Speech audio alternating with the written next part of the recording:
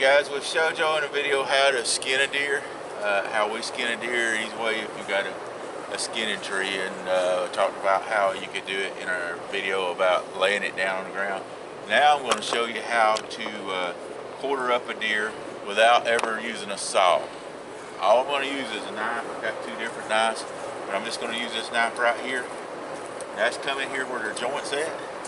Find that.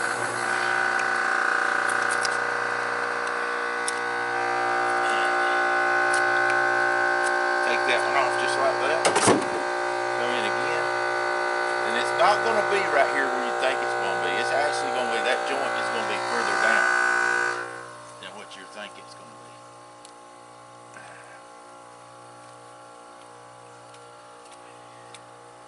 You just keep messing with it until you find that joint.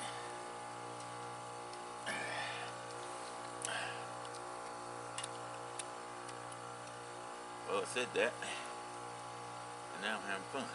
All right, get out of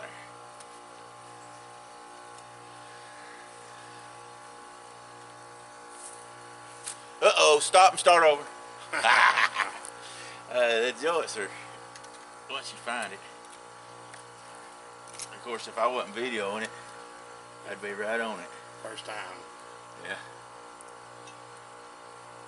You know how that goes. Once you start videoing something, you miss it. There we go, I got it there. But it's right below this knee. I actually was trying to go too far down with it. And just go around that knee, right there. The double joint tie is getting that spring, ain't it? Yeah. Well, their shoulders are not jointed either. Get that cooler. Bring it over. Yeah, if you just need to put it down and slide it over will work too. Now all we got is the shoulder here. Go on.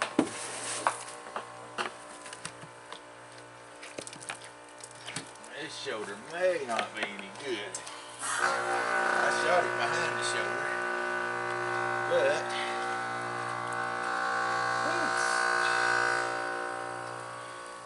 that took some punishment. That one is not any good, so we're going to throw that one away.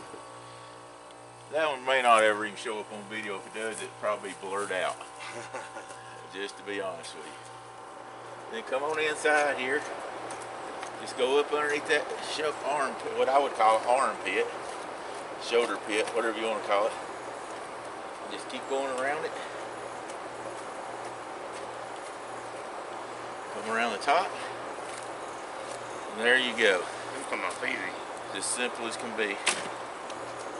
Now then, we're going to let the deer down. We need to let the deer down. Be careful with that handle because it don't have a slowdown. Gotcha. Hold that handle real good. Gotcha.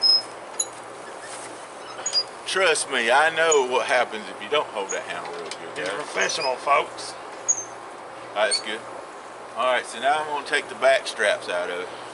This deer has inner loins, but this is a last year's deer, and it's just, I'll just be honest with you, I don't mess with them because they're not big enough to mess with.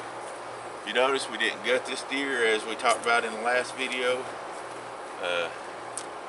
If YouTube didn't block the last video, that is. But we'll get that little bit of outside meat out of the way.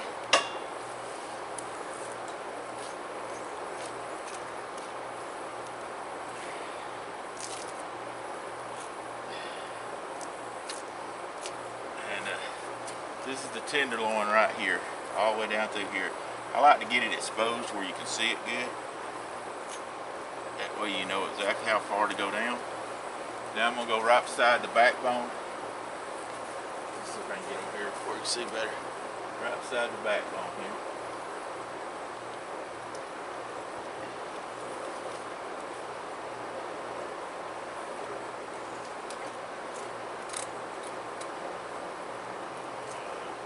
And don't worry about dulling your knife. You just gonna have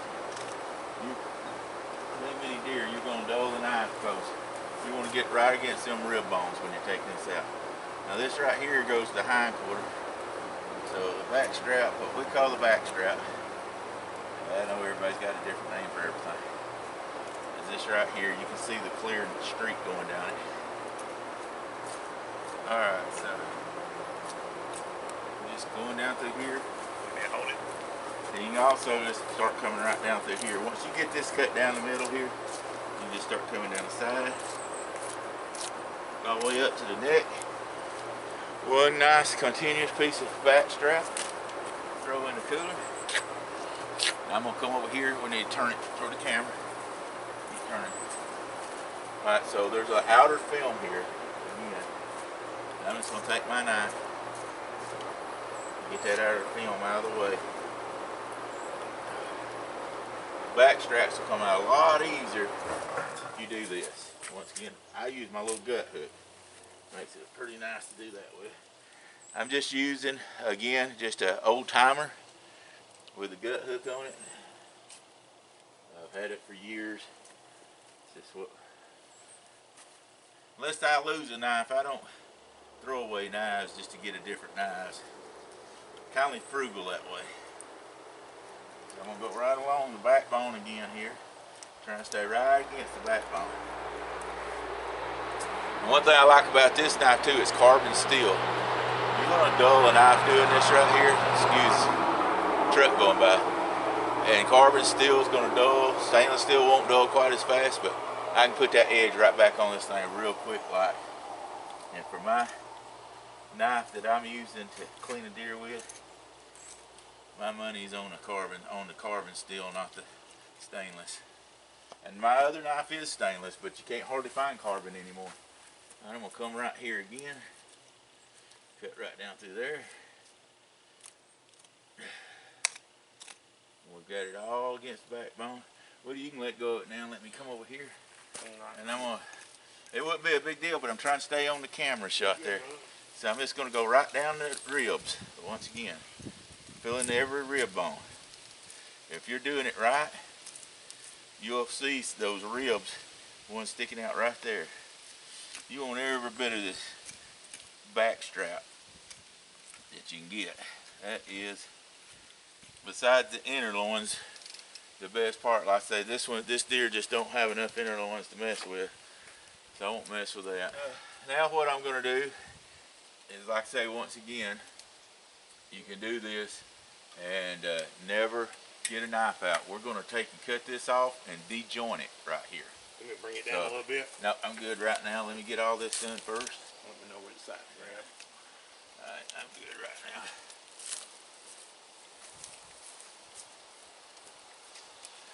I was taught how to do this when I was about, I'd say, probably 14, 15 years old. And shoot, I've always done it ever since. It takes a little work while you're skinning. Yeah, you can take a saw and chop this stuff off and be done with it, but I'll tell you a reason too. You won't feel a cooler as bad doing it this way. Now I'm going to take and just come in here and cut this little bit out of the way, just enough to get in here to where the ball joint's at.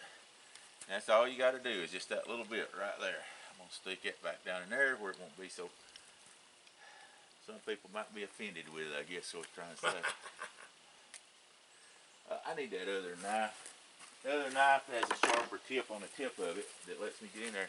It's a little longer. I wished I'd had one a little shorter, but they didn't when I bought this knife. This is a, shoot, I think it's a hen and rooster. No, yep, hen and rooster. It's made in Salem, Germany. German steel is some of the best steel you can get. So if you're looking for a knife, they're more expensive, but especially if you're going with stainless, they make the best steel that you can get. As far as, that's my opinion. And if you got another knife you like, put it in the comments there. Let me know what you use. And if you skin a deer like this, tell us how you do it differently, or tell us if you enjoyed and learned anything. I need to turn around. All I'm doing is going behind where the butt and tail is, going around this bone, making sure I cut through all that meat, and I try to stay right against that bone, just like that. We'll cut loose up underneath here.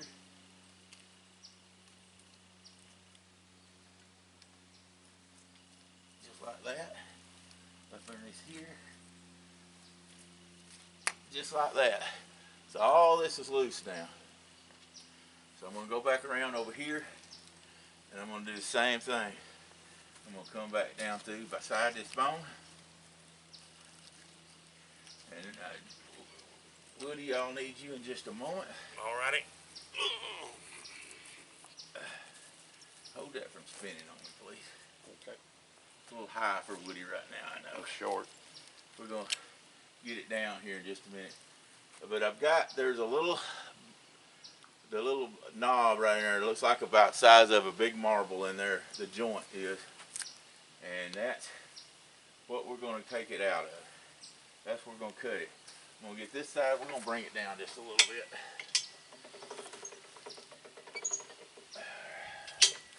Right now, just look, nope, you're turning it away from the camera. We got to stay on camera. On the camera. Can't show them what we're doing if we don't keep it with the camera. I was just trying to get some leverage.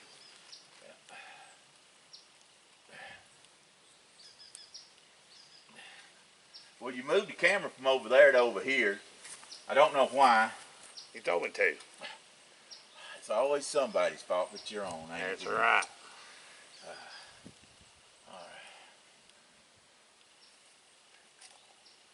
Alright, so now we're down to the joint.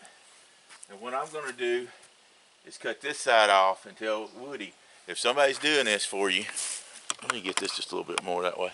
If somebody's doing this, you want to cut the side they're holding off and tell them to hold the weight, because all the weight's going to go to this side. So he's going to hold it just a little bit heavier there.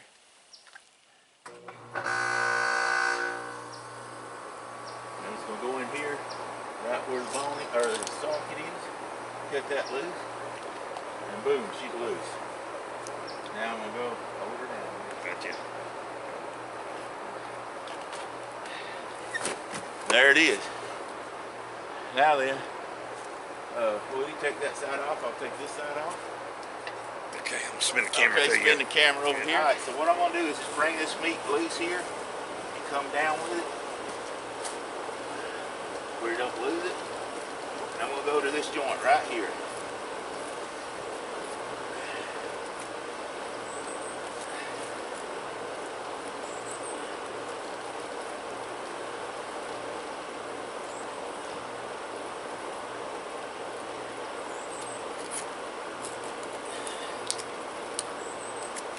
There we go.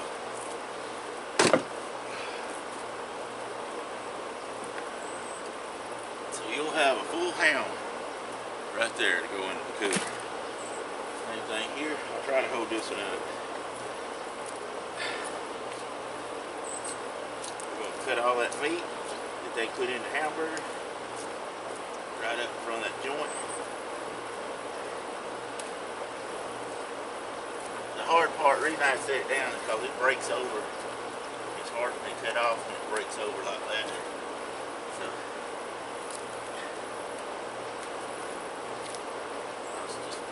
boom, there it is. Throw that in there. And that's how much we've got. Get that camera and bring over here, Woody. We've cut them where they don't take up a whole lot of room in that cooler. We've got the one Woody killed yesterday, and here's the one I killed this morning. And I can still get another deer in here and not worry about it. So anyway, guys, put in the comments how you do it different. Maybe you got a faster way to do it. This is the way I've learned it, because we used to hunt on management areas and stuff like that, and we didn't take saws and stuff. And we actually would take a tarp and lay it down and cut it up, and then have coolers, and we might be staying 6 or 8 days, and you could put them in a cooler like that, and you could put 3 or 4 deer in a 100-quart cooler. You could put 5 deer in it, and so it just takes up less room. But Leave in the comments what you think about this video, and like I say, what you want to do would do difference. Until then, I'm Daryl with Trophy Secrets Outdoor. If you don't mind, so hit the subscribe, hit the little like, and hit that little bell, let you know every time that we have a video. And God bless all of you, and I hope you enjoyed this. Until then, I'm Daryl. We'll catch you later.